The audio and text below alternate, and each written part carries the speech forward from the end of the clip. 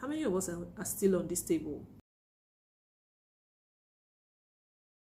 How many of us still believe in 2021 that we need to have loads of money to afford real estate?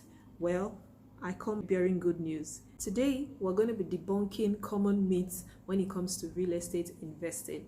Are you ready?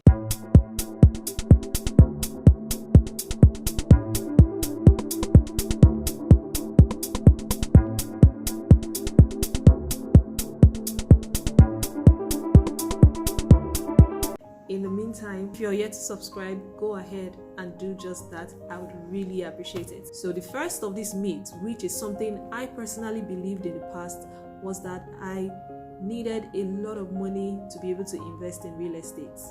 How many of us are still on this table?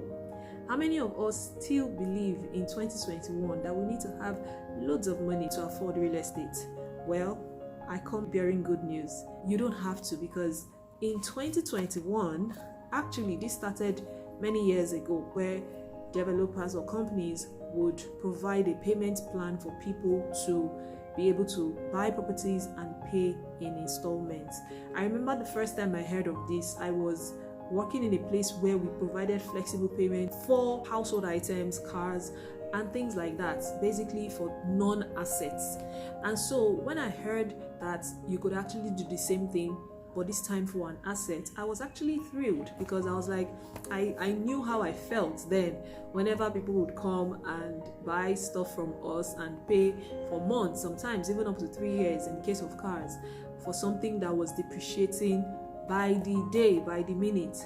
But here we are, you could actually pay in installments for an asset that would appreciate, over time. And I don't know about you, I felt that was incredible. And I remember back then I was so excited, and everybody that cared to listen or did not even care to listen heard it from me.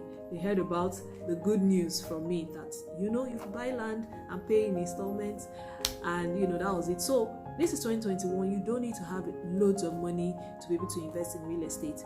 You can actually start from where you are, pick up a payment plan that suits your financial situation. So that's it. You can take advantage of flexible payment plans. Now, number 2 is this. The second myth that I've heard, people say is it's too risky. Especially in Lagos, there's this omonile wahala. Omonile means, in literal terms, it means son of the soil or child of the soil, child of the land. And these are people that have, earned the notorious title of being land grabbers in Lagos especially. And yes, that's a thing of concern for sure, but it doesn't mean that all properties are going to have that problem, especially when you buy through reputable companies. Reputable is the word, because that's story for another day. So yes, is there a risk? Absolutely. As with everything in life, life itself is a risk. Breathing is a risk. However, how do you protect yourself? Number 1, you have to acknowledge your own risk appetite.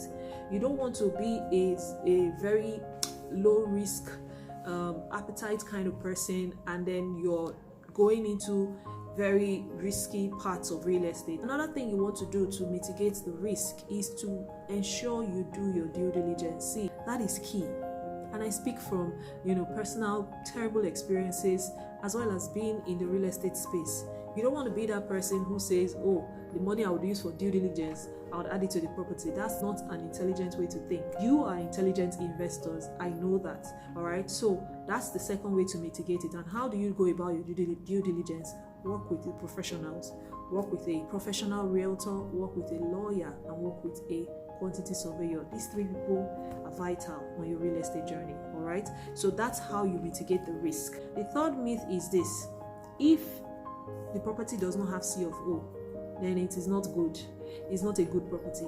That is not true. Well, we know, yes, the C of O title is a fantastic title to have. However, you have to be sure that it's actually fantastic in the real sense, which is, number 1, it still has a lot of years left on its lease, because a C of O property is a leasehold property. it is not a freehold. We talked about that in the last video where we were talking about knowing your title document. You can actually catch up on that. I'll link it in the description box below. And then you have to be sure that it is original, because even the CFO title can be forged, sadly. All right, that brings us back to the point I just made about working with professionals. So it doesn't have to have the CFO title for it to be valid. It can have other valid titles that can be perfected. As long as your property, your titles are verifiable and they can be perfected, then you're good to go. All right. Now, the fourth myth I will talk about is that you have to be able to afford the property all by yourself. This is not the case, and I'm going to explain why. So we have what I've called the C's of real estate investing. So you don't have to be able to afford a property all by yourself. We have something called collaboration. And what does this mean? You come together with a group of like-minded people with the same goal of being able to own properties, and you do that together. Another C is what I call, what is known rather as co-ownership. You know, companies are getting more innovative by the day, and in this case, unlike the collaboration where you go out to look for people that are like-minded, with the co-ownership, you have companies that come up with these options and say, you know what, all you need to do is buy a slot or more to become an owner or a part owner of this property. Another C is what is known as cooperatives. So cooperatives exist now that have the sole focus of property ownership. I know of a company right here in Lagos that they've been, they've run this cooperative for many years, over 10 years, and they've actually helped quite a number of people to become homeowners. Finally, you have crowdfunding, which is similar to the co-ownership part, where you just put in money in a fund, and then you have the option of earning a return based on your capital. So those are the alternatives to the thought that you have to be able to own the property all by yourself. So you don't have to, that doesn't have to stop you. Now, myth number 5, I can make a lot of returns from real estate in the shortest time. Now, real estate is a fantastic asset class. You know that by now. However, it is not as liquid as some other asset classes, like maybe the mutual funds. The mutual funds is if you need money tomorrow, depending on the company, you can actually have request for it and get it on the same day. But real estate is not like that. You can't buy a property today and then you need money tomorrow and then you say you want to dispose of it. It doesn't work that way. So the solution to this myth is that you have to be realistic in your expectations. Okay, understand that real estate, even when we say short term is nothing less than 1 year, really. There are always exceptions to the rule, that is for sure. But let's think on the general, I'm talking from the general perspective. And also, depending on the kind of property, determines what is short term and what is mid or long term. So have the right mindset when you're talking about real estate investing, so you don't fall prey to unnecessary loss of your hard-earned funds. I hope you're getting value so far. If you are, please take a moment to like this video, drop your thoughts, and share with me. I always love to read from you and engage with you. Now, let's go to the next point, which is the 6th myth. Now, what is this myth? The myth is that the location needs to be prime for it to make sense. Another way of saying this myth is this: it's too far. Far compared to what? That's the first question. And then the second question is, can you actually afford what is near? Thirdly, and this is very important, some of those places that are near, that are prime, have actually peaked. Those were the kind of properties that our parents would sit down and tell us, oh, I bought it when it was 100,000 naira, and today it is 20 billion naira. So we have those opportunities happening right now. And in Lagos, we have a place like Ibejuleki and Ekpe and Aja and Environs, Shangote, Edo, Abijo. Those are places that hold the potential or are giving the kind of returns or potential that places like the VIs and Ikoyis of this world gave our elderly ones. Okay, so it doesn't have to be located in a prime location for it to make sense. However, not all locations are created equal, even the non-prime places. And what do I mean? Let me give explain this with this example. So if you're in Lagos, you may have heard of Agbara, Badagry, and as well as what I've just mentioned, the Bejuleki and Ekwe. Now, these two areas, one is on the mainland, the other one is on the island. And no, this is not a mainland island beef. No, sorry if it sounds like that, but no, it's not. This is actually for explanatory purposes.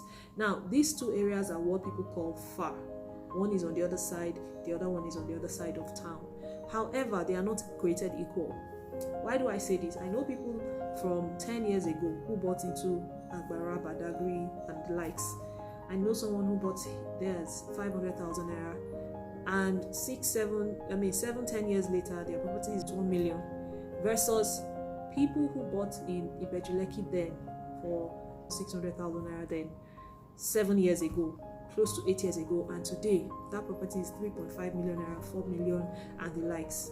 So you can see that these are two extreme locations that people call far, but the returns, the potential, they don't hold the same potential. So how do you know a place that holds potential? And like they say, you want to buy before the potential becomes too obvious. Okay, how do you know? This is where you have to use data. What are the plans of the government? What are the plans of notable industries in that area? Where is the population going? In every city, especially in a city like Lagos, where millions of people flood in every day, it has to expand. So where is it expanding to? And that's the mistake people make when they just look at something at face value and conclude that it's too far. You don't want to make that mistake. You want to dig this well before you get thirsty. You want to stake your claim before it becomes, it peaks like the other areas, because that's the market. It will peak, all right? So, but not without doing your due diligence. Again, very important, all right? So the location does not have to be in a prime place for it to be a valuable property to invest in. Very important. And finally, our seventh myth is this: cheaper means a better deal. Cheaper is not always better. Cheaper can be good sometimes, yes, but it is not always better.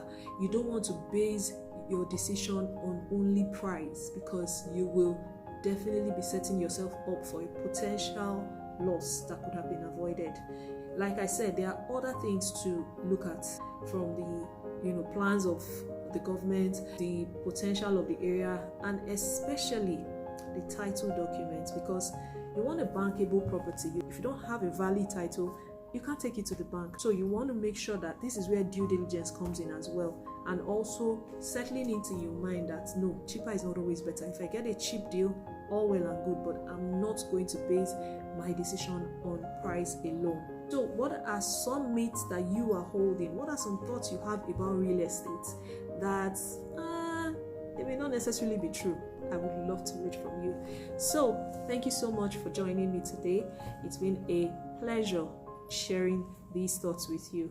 What are your questions regarding real estate? Please go ahead and ask them below. Until next time, bye for now.